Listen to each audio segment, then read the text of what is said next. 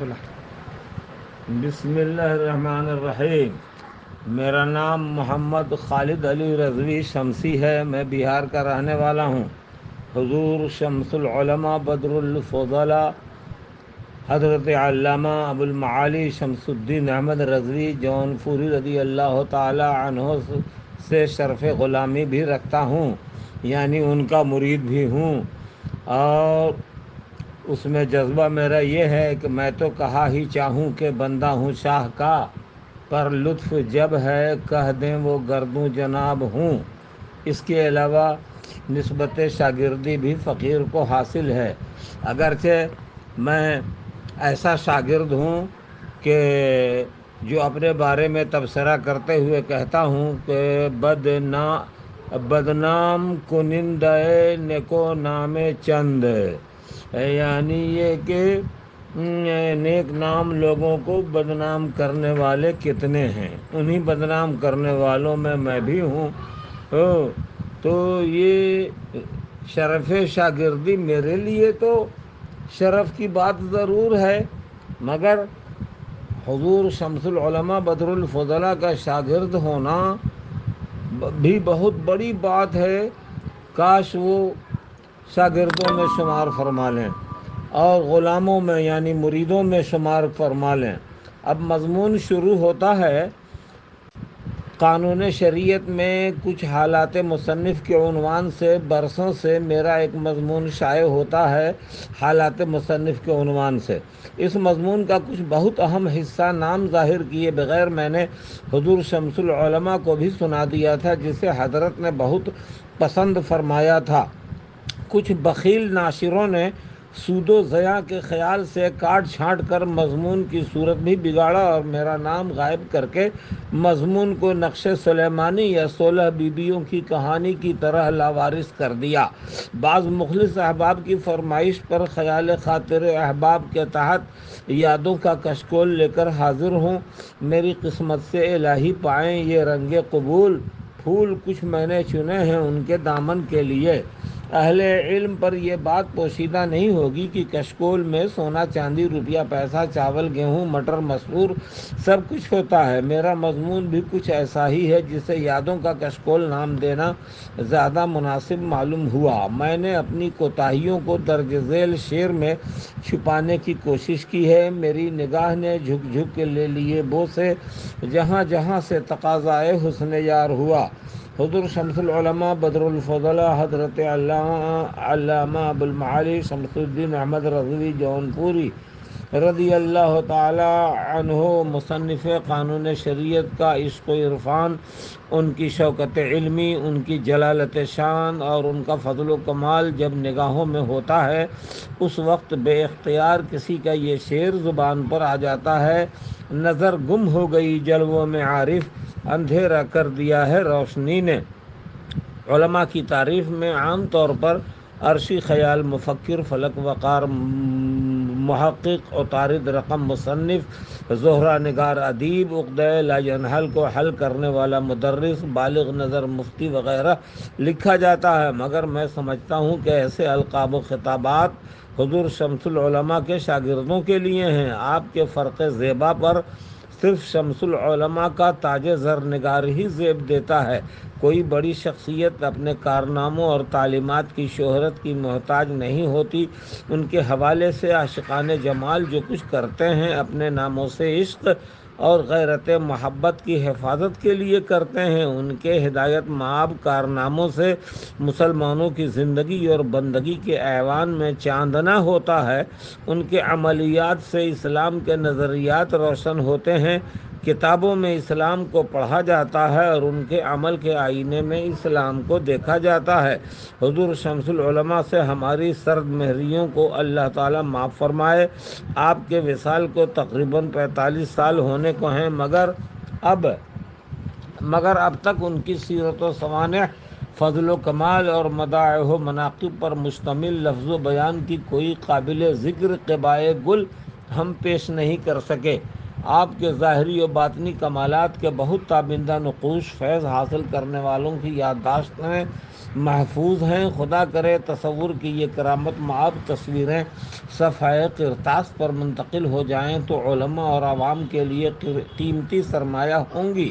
اس حقیقت سے بھی انکار نہیں کیا جا سکتا کہ کسی بھی بڑی شخصیت سے متعلق جو کچھ بھی لکھا جاتا ہے وہ نہ لکھے جانے والے واقعات و کمالات کے مقابلے میں بہت کم ہوتا ہے۔ اس حقیقت افروز ارشاد کا عکس جمیل محبوب کے محبوبوں پر بھی نظر آتا ہے۔ حضور اعلیٰ حضرت پر 100 سال سے بھی زیادہ عرصہ سے لکھا جا رہا ہے، مگر آپ کی زندگی کے وہ گوشے جن پر آج تک کچھ نہیں لکھا گیا وہ تو الگ رہے، مگر جن گوشوں پر لکھا گیا ان سے متعلق بھی لکھنے والوں کو یہ دعویٰ نہیں ہے کہ حضور اعلیٰ حضرت کی دلربا تصویر کا یہ نقش آخر ہے۔ اسی طرح حضور شمس العلماء وہ بحر بے کراں ہیں کہ کتابوں کے سفینے ان کو پار نہیں کر سکتے اور تحریروں کے کشکول انہیں سمو نہیں سکتے۔ کہا جاتا ہے ایک ہی ذات عالم بھی ہو عارف بھی ہو تو اس کا احاطہ بہت مشکل ہے۔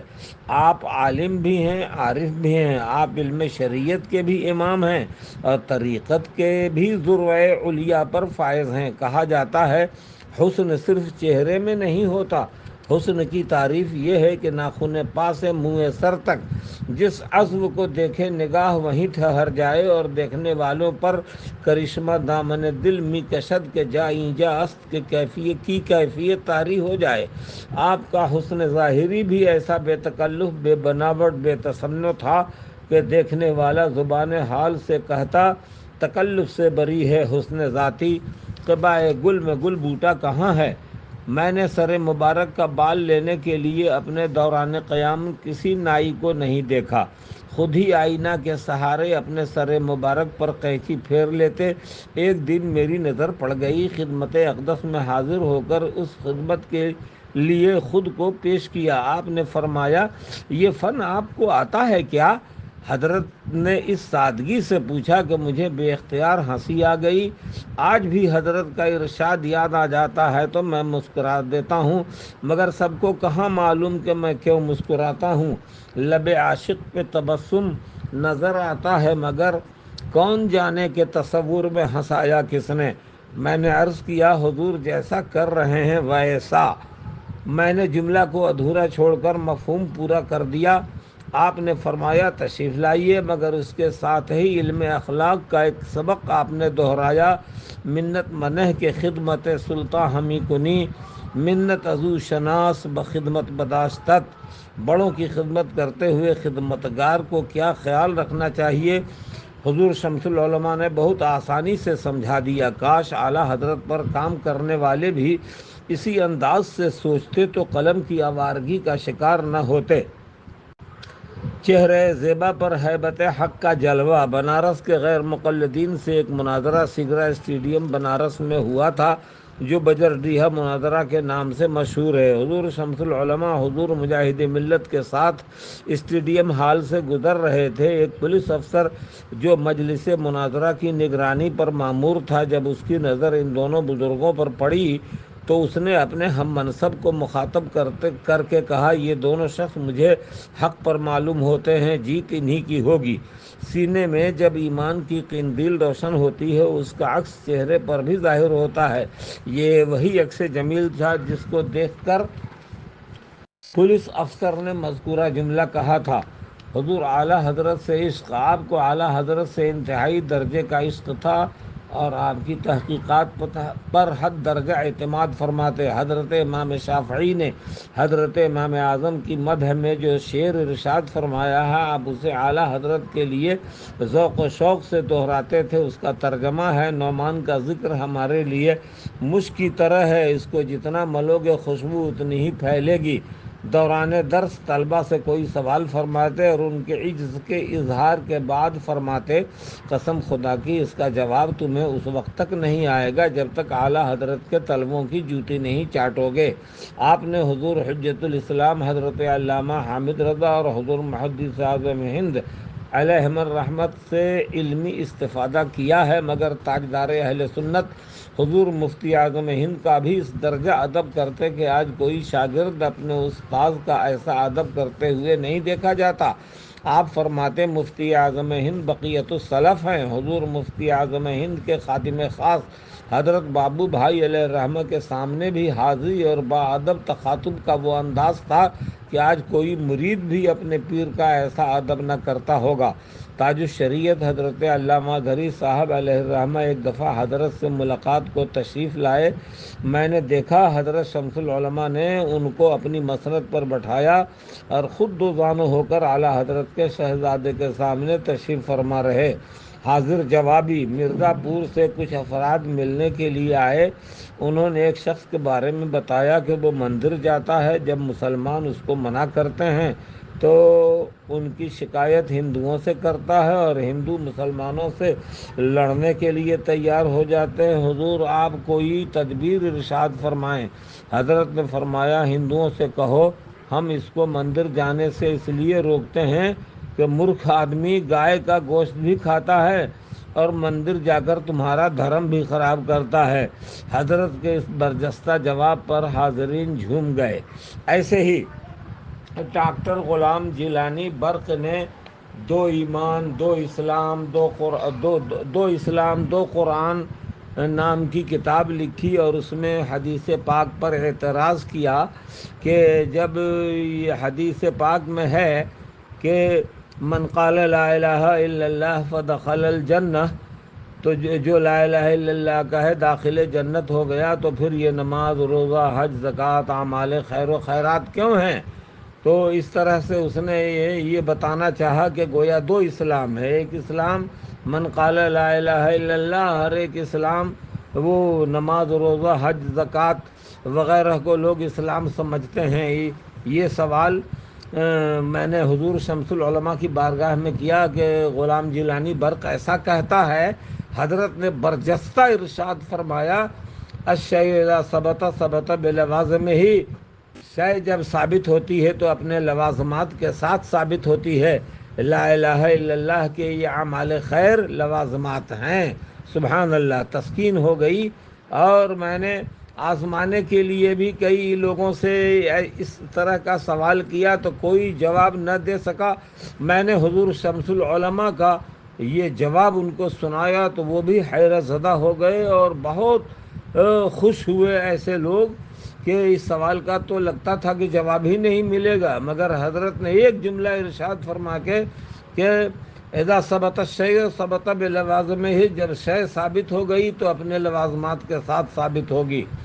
ایسے ہی ایک انگریز اسلام کے موضوع پر حضور شمس العلماء سے بات کرنے کے لیے بنارس ہندو یونیورسٹی سے ایک ترجمان لے کر حاضر ہوا، مگر ترجمان کی ضرورت نہیں پڑی۔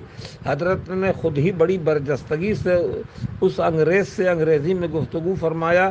حضرت نے گفتگو کے دوران قرآن کے دو مقام سے دو آیت بھی پڑھی تھی۔ پہلی آیت تھی وَإِن يَرَوْا كُلَّ آیَةٍ لَا يُؤْمِنُوا بِهَا، اور دوسری آیت تھی فَتَحْنَا عَلَيْهِمْ أَبْوَابَ كُلِّ شَيْءٍ۔ جب انگریز رخصت ہو گیا تو میں نے عرض کیا حضور آپ نے پہلی آیت کیوں پڑھی تھی؟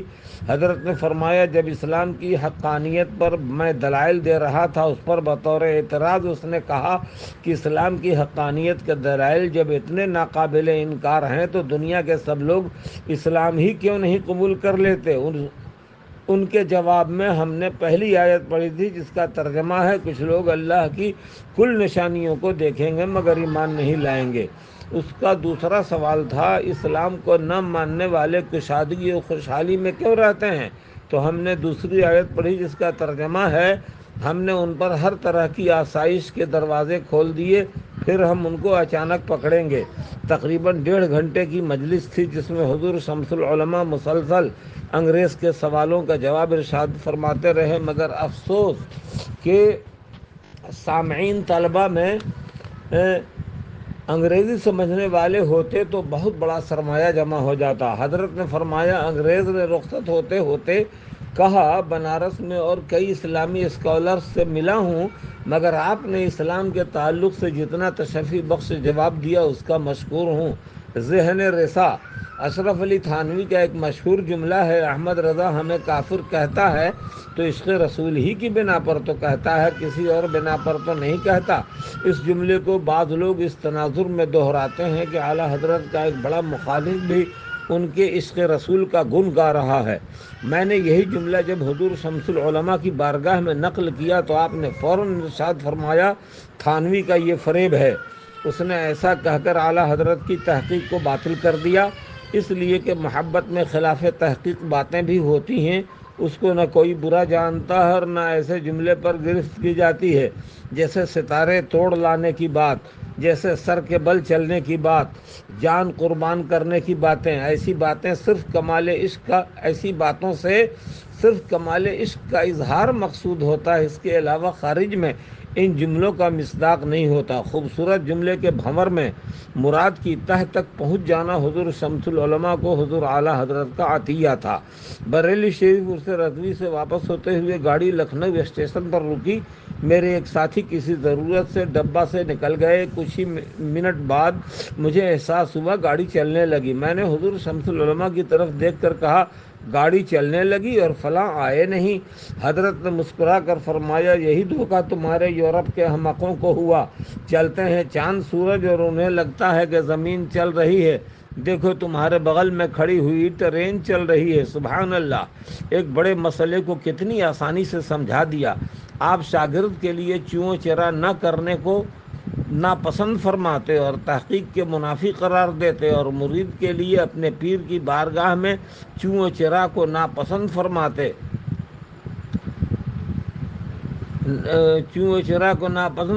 آپ اس سلسلے میں بمے سجادہ رنگی کن گرد پیر مغاں گویت کے قائل تھے، اس لیے فرمایا کرتے کہ مریدے کے چوں چرا کند و شاگردے کے چوں چرا نہ کند، ہر دورہ بچراگاہ باید فرستاد۔ میں نے عرض کیا، اگر ایک ہی ذات استاذ بھی ہو اور پیر بھی تو آدمی کیا کرے؟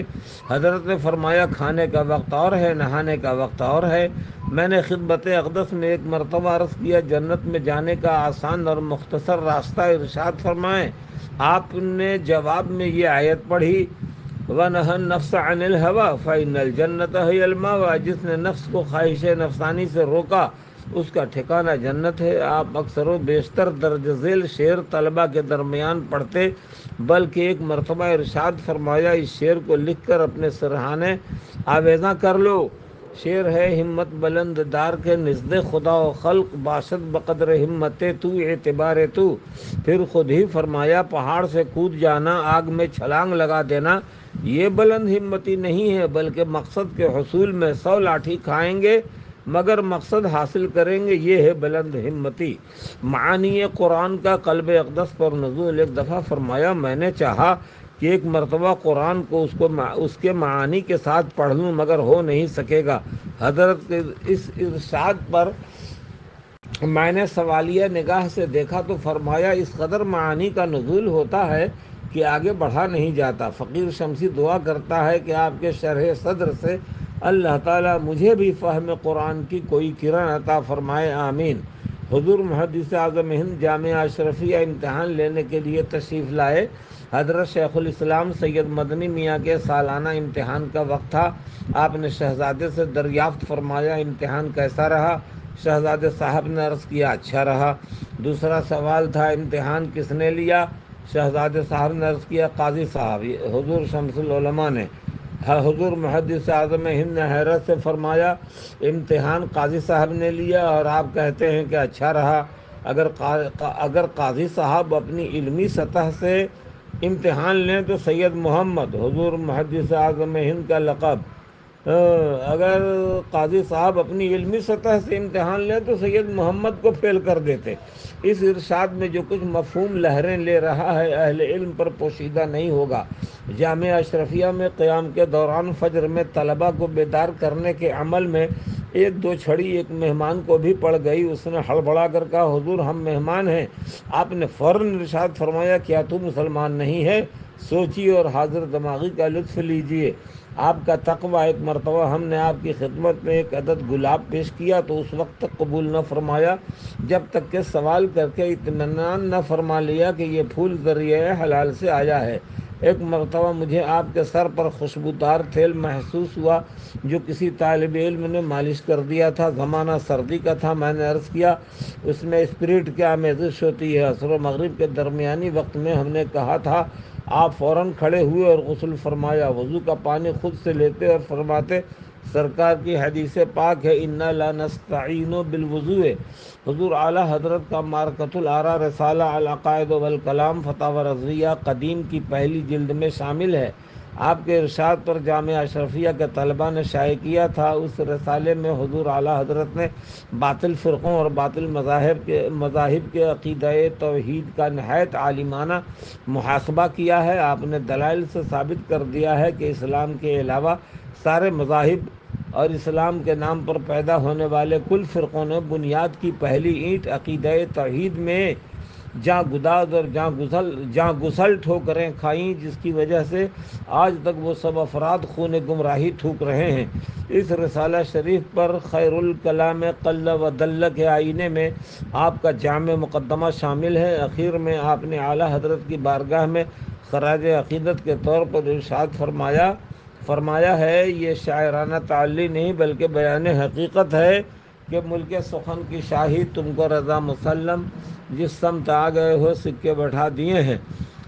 ایک دفعہ فرمایا جو گلابی رنگ پسند کرتا ہے اس کی طبیعت میں نزاکت ہوتی ہے، جو سرخ رنگ پسند کرتا ہے اس کی طبیعت میں ظلم ہوتا ہے، جو کالا رنگ پسند کرتا ہے اس کی طبیعت میں رنج و ملال ہوتا ہے، جو نیلا رنگ پسند کرتا ہے اس کی طبیعت میں ضد ہوتی ہے، جو پیلا رنگ پسند کرتا ہے اس کی طبیعت میں اداسی ہوتی ہے، جو اجلا رنگ پسند کرتا ہے اس کی طبیعت میں نفاست ہوتی ہے۔ حضور شمس العلماء کے مزاج میں بڑی دلاویز شگفتگی تھی۔ آپ کلم الناس علی قدر عقولہم کے مطابق حاضرین و مخاطبین سے گفتگو فرماتے۔ حاضر ہونے والا قطعاً کوئی اکتاہٹ نہیں محسوس کرتا۔ کبھی کبھی تفریح طبع کے لیے طلباء کو کسی جملے سے ہنسا دیتے یا کوئی مطالبہ تمحیض سنا کر شگفتہ کر دیتے۔ ایک مرتبہ آپ نے فرمایا حضرت محدث اعظم ہند نے لکھنؤ میں ایک دھوبی کو اپنے کپڑے دھلنے کے لیے دیا۔ جب دھوبی کپڑا دھو کر لایا اس نے سب کپڑے کی دھلائی کی اجرت زیادہ بتایا۔ محدث صاحب نے فرمایا میاں عام اجرت تو 4 آنا ہے، تم ہر کپڑے کی اجرت 1 روپیہ بتا رہے ہو۔ دھوبی نے کہا مولانا آپ جو ریٹ بتا رہے ہیں وہ کرتا پاجامے کا ہے، تمبو قنات کا نہیں ہے۔ آپ اپنے کپڑے دیکھیے، آپ کو کرتا پاجامہ، ان کو کرتا پاجامہ کون کہے گا، یہ تو تمبو قنات ہیں۔ حضرت نے یہ لطیفہ اس طرح لکھنوی انداز میں سنایا تھا کہ پوری محفل زعفران زار ہو گئی۔ مجھ سے فرماتے تم مرید ہو جاؤ۔ میں نے بہت ہمت کر کے کہا آپ سے مرید ہونا چاہتا ہوں۔ آپ نے فرمایا نہیں، تم بریلی جا کر مفتی اعظم سے مرید ہو جاؤ۔ میں نے عرض کیا اگر حضور مفتی اعظم ہند سے مرید ہوتا ہوں تو آپ چھوٹ جائیں گے، اور آپ سے مرید ہو جاؤں گا تو مفتی اعظم ہند بھی ہمیں مل جائیں گے۔ حضرت میری دلیل پر مسکرا کر خاموش ہو گئے اور داخل سلسلہ فرما لیا۔ اپنے پیر سے حسن اعتقاد کے بارے میں فرماتے ہیں پیر من خس است اعتقاد من بس است، اور پیر کی نگاہ کرامت اثر کے بارے میں یہ شعر پڑھا کرتے 100 سالہ دور چرخ تھا ساقی کا ایک جام، نکلے جو میں کدے سے تو دنیا بدل گئی۔ شجرہ طریقت پڑھنے کی تاکید فرماتے ہوئے پڑھنے کا طریقہ ارشاد فرمایا کہ شجرہ طریقت میں اپنے مشائخ سلسلہ کے وسیلے سے بارگاہ الہی میں مرادیں طلب کی جاتی ہیں، اس لیے پوری توجہ سے دونوں ہتھیلی کو سینے کے مقابل رکھے اور بازو کو پہلو سے الگ کرے، دل میں اس خیال کو جمائے کہ ہم رب کریم کی بارگاہ میں حاضر ہیں اور مشائخ کی ارواح طیبات میری ہر دعا پر آمین کہہ رہی ہیں۔ ایک دفعہ فرمایا ناقص نثار کامل شود این عدل است، اس کی شرح ہے مال جان پر نچھاور، جان آبرو پر نچھاور، آبرو ایمان پر نچھاور، اور سارا نظام عالم اسی قانون پر رواں دواں ہے۔ سلطان المحققین سیدنا مخدوم بہار نے فرمایا ولایت کے 100 درجات ہیں، سالک 16واں یا 17واں درجے میں پہنچتا ہے تو اس سے کرامتوں کا ظہور ہونے لگتا ہے۔ کسی ولی صوفی کو سمجھنے سمجھانے کے باب میں عام آدمی کے لیے یہی مقام سدرۃ المنتہا ہے جہاں شہ پر جبریل تصور بھی طاقت پرواز کھو دیتا ہے۔ اس سے آگے عام آدمی کی رسائی نہیں۔ کہا جاتا ہے قلوب الابرار قبور الاسرار، ابرار کے سینے اسرار کا مدفن ہے۔ اس تناظر میں ایک بزرگ کا واقعہ ہے کہ اعمال لکھنے والے فرشتے نے جب ان سے کہا کہ آپ اپنے سینے کے اسرار سے کچھ بتائیں، آپ نے فرمایا تم میرے ظاہری اعمال ہی لکھو، اسرار کو برداشت نہ کر سکو گے۔ میان عاشق و معشوق رمزیست، کرامن کاتبی را ہم خبر نیست۔ ساکنان ملائے اعلیٰ جہاں دم بخود ہوں، وہاں ماء و شمع کس شمار میں ہیں۔ آسودگان حریم قدس کے لیے ارشاد ہے اولیائی تحت قبائی، اولیاء میری قبائے رحمت کے نیچے ہیں۔ قبائے رحمت ہی ہمارے لیے غیب الغیب ہے، تو اس کے سایہ رحمت میں آسودگان جمال کی جمالیات، کمالیات اور جلالیات کا احاطہ کیسے ممکن ہے؟ حضور شمس العلماء تصوف و اسرار کی اس وادی نور میں محو گلگشت ہیں جہاں مشاہدہ غیب، اسرار باطن اور طرح طرح کے تصرفات صوفی کو عطا کر دیے جاتے ہیں، اور صوفی من لہ المولا فلہ الکل کے اعزاز سے مشرف کر دیا جاتا ہے۔ تصوف اور علم کلام آپ کا پسندیدہ موضوع رہا ہے۔ تصوف کا موضوع تہذیب نفس اور صفائے باطن ہے، اور علم کلام کا موضوع ادلہ عقلیہ سے عقائد اسلام کا اثبات ہے۔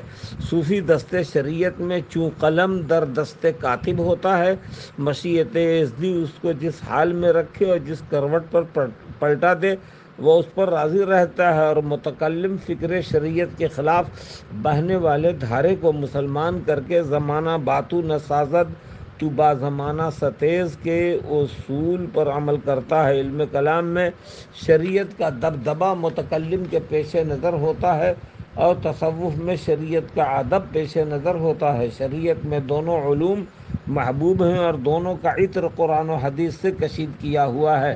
آپ سچا پکا صوفی ہونے کے اعتبار سے دنیا سے بالکل نفور تھے، اور زندگی کے کل معمولات سنت و شریعت کے مطابق تھے۔ آپ اکثر و بیشتر اپنی مجلس میں ترک دنیا کا درس دیا کرتے، اپنی مجلس میں یہ آیت پاک دہرایا کرتے، اعلموا انما الحیات الدنیا لعب و لہو و زینت و تفاخر بینکم و تکاثر فی الاموال والاولاد۔ اور درج ذیل شعر بھی ارشاد فرماتے، ہم خدا خواہی و ہم دنیائے دوں، این خیال است و محال است و جنوں۔ حضرت حجت الاسلام امام غزالی علم کلام کے امام ہیں۔ جب آپ نے تصوف کے لیے گوشہ نشینی و عزلت گزینی اختیار کیا، اس وقت ایک صاحب نے عرض کیا، بغداد کی مسند درس پر جن دنوں بادشاہوں، وزیروں اور امیروں کی 400 اولاد آپ کے سامنے زانوئے تلمس تہ کرتی تھی، وہ دن بہتر تھا یا آج کا دن، یا آج کی عزلت گزینی بہتر ہے؟ آپ نے جواب دیا جس کا خلاصہ ہے، علم کلام میں جمال لیلا و سلمہ ردائے استدلال میں ہوتا تھا، اور تصوف میں بنفس نفیس شاہد مقصود برف گندہ نقاب ہوتا ہے۔ از قیل و قال مدرسہ حال دلم گرفت، یک چند نیز خدمت معشوق و مائے کنم۔ محققین ارشاد فرماتے ہیں جو فانی دنیا سے دست و دامن جھٹک کر الگ ہو جاتا ہے، اس کو اسرار کے حریم قدس میں مہمانی کا سرمدی اعزاز عطا کر دیا جاتا ہے۔ حضرت علامہ شمس الدین صاحب قبلہ بہرائچی نے ایک مرتبہ فرمایا، حضور شمس العلماء کا چہرہ مبارک جمعہ کے دن غور سے دیکھنا بہت حسین معلوم ہوتا ہے۔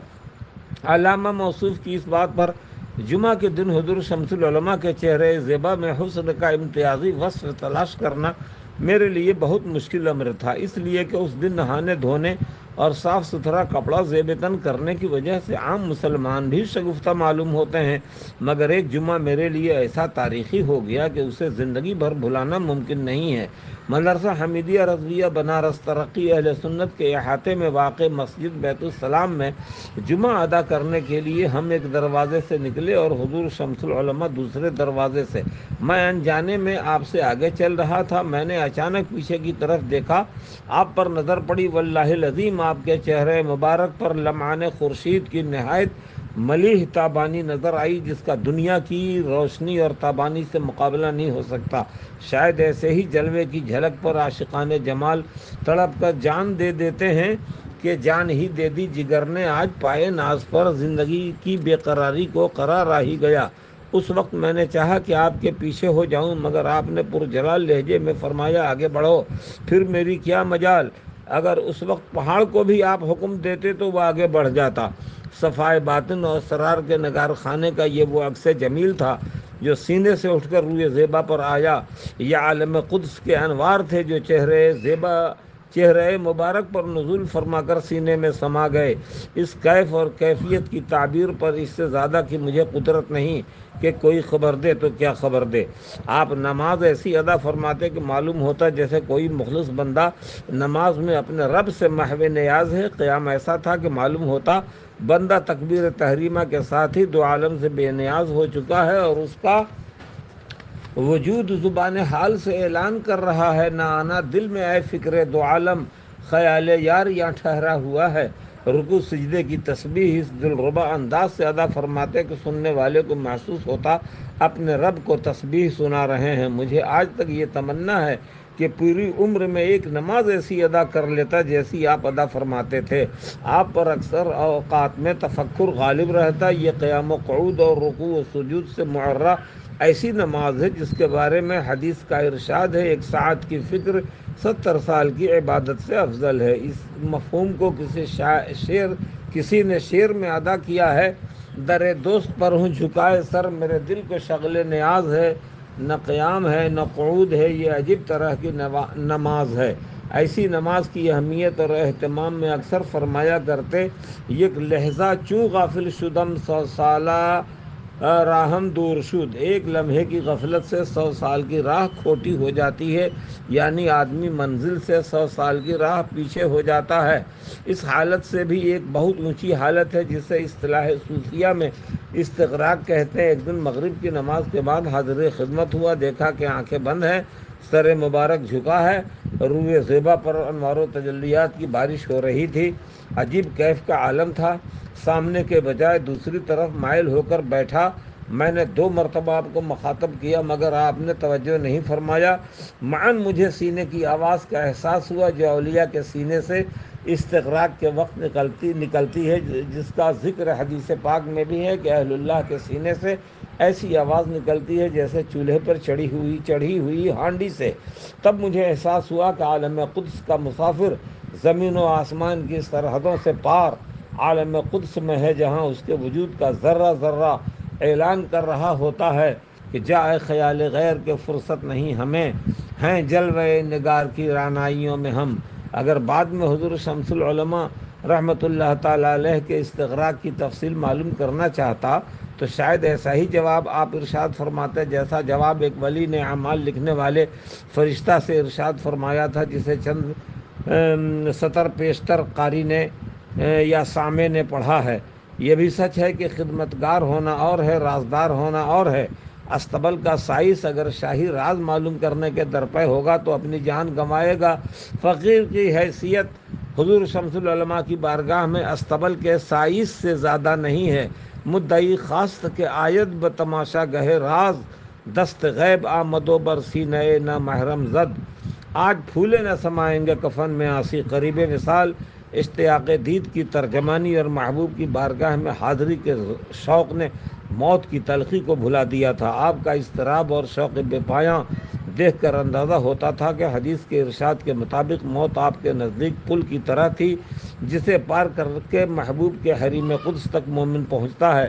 آپ ایک سچے عاشق کی طرح آہ کرتے اور ارشاد فرماتے، جھونکا جو آ گیا کبھی مجنوں کی یاد کا، لیلا تڑپ کے پردہ محمل میں رہ گئی۔ مجھ سے فرمایا، دنیا میں جی نہیں لگتا، اب بزرگوں کی ارواح طیبات حاضر رہا کرتی ہیں۔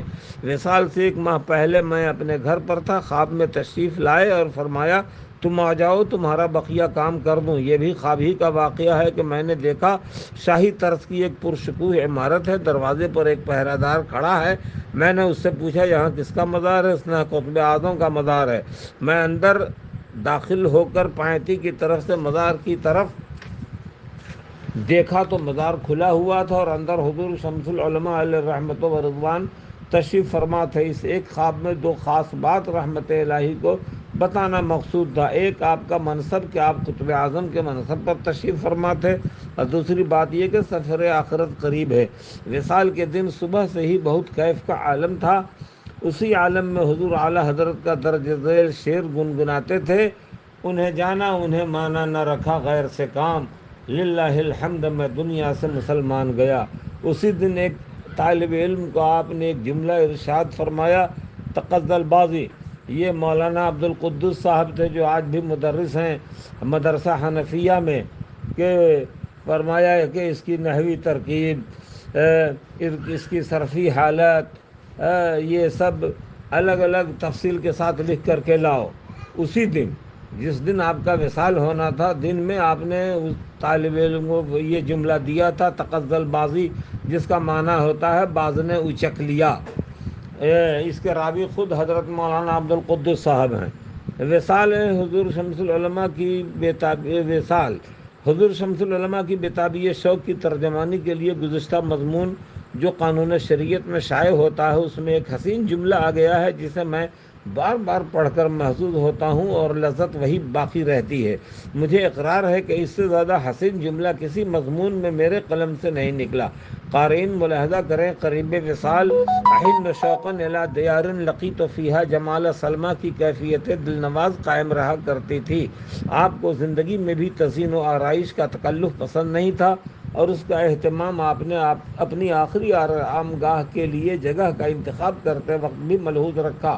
آپ کا مزار جونپور میں حضرت خواجہ قطب بن دل کے مزار کے محدد لوہے کی جالی میں مغرب و جنوب کے کونے پر کئی ایک قبروں کے درمیان ہے۔ اس محدد میں حضرت بن دل اپنے خانوادے اور سلسلے کے گل بوٹوں پھول پنکھڑیوں کے ساتھ آسودہ خاک ہیں۔ مزار پاک پر نہ کوئی سائبان ہے نہ کوئی شامیانہ۔ وہاں پر شعر بار بار یاد آتا ہے کہ دن کو ایک نور برستا ہے میری تربت پر، رات کو چادر مہتاب تنی ہوتی ہے۔ حضور شمس العلماء کی غیرت عقیدت نے گوارا نہ کیا کہ جہاں بادشاہ ولایت کا آستانہ صاحبان و شامیانہ سے معرہ ہو، وہاں ایک عاشق وفا کیش گنبد و مینار کے ساتھ موجود ہو۔ یہ آئین عشق کے خلاف ہے۔ زندگی پاک ہی کی طرح قبر مبارک اتنی سادہ ہے کہ اجنبی آدمی قطعاً یہ محسوس نہیں کر سکتا کہ جلیل القدر شخصیت کی آخری آرام گاہ ہے، جس کے مقالات خردمندی اور درس مقامات معنوی کی عظمت کا ایک جہاں معترف ہے۔ مجھے تنقید فارغ نہیں آتی، میں اپنے ممدوح مکرم کی صفات اور مقامات میں فرق کر سکوں۔ آپ اپنے فضل و کمال کی اس بلندی پر تشریف فرما ہیں جہاں یہ فیصلہ بہت مشکل ہے کہ آپ نے علم و عرفان حاصل کیا یا علم و عرفان نے آپ کو حاصل کیا، تصوف و کلام کو آپ نے پسند کیا یا تصوف و کلام نے آپ کو پسند کیا، آپ نے فضل و کمال حاصل کیا یا فضل و کمال نے آپ کو حاصل کیا، علم شریعت اسرار طریقت میں آپ رچے بسے تھے یا آپ میں شریعت و طریقت رچی بسی تھی، آپ کو تقوی طہارت سے عشق تھا یا تقوی طہارت کو آپ سے عشق تھا، آپ کو علم و تحقیق پسند تھی یا علم و تحقیق کو آپ پسند تھے۔ جو افراد محبوب و محب کے لطیف رشتے کی نزاکتوں کو جانتے ہیں، ان کو یہ نکتہ آسانی سے سمجھ میں آ جائے گا کہ کمال عشق کی منزل میں محب محبوب، طالب مطلوب اور مرید مراد ہو جاتا ہے، جیسے کوئی جنت طلب کرتا ہے اور کسی کو جنت طلب کرتی ہے۔ فارسی شعراء میں حضرت حافظ شیرازی کو حضور شمس العلماء بہت پسند فرماتے تھے، اس لیے بطور نظر حضرت حافظ کا 2 شعر پیش کر کے رخصت ہو رہا ہوں۔ اللہ تعالیٰ حضور شمس العلماء علیہ الرحمت و رضوان کی علمی اور روحانی برکتوں سے اہل سنت کو شاد کام فرمائے، آمین۔ ہم گلستان خیالم زتو پر نقش و نگار، ہم مشام دلم از زلف سمن سائے تو خوش، شیوے ناز تو شیریں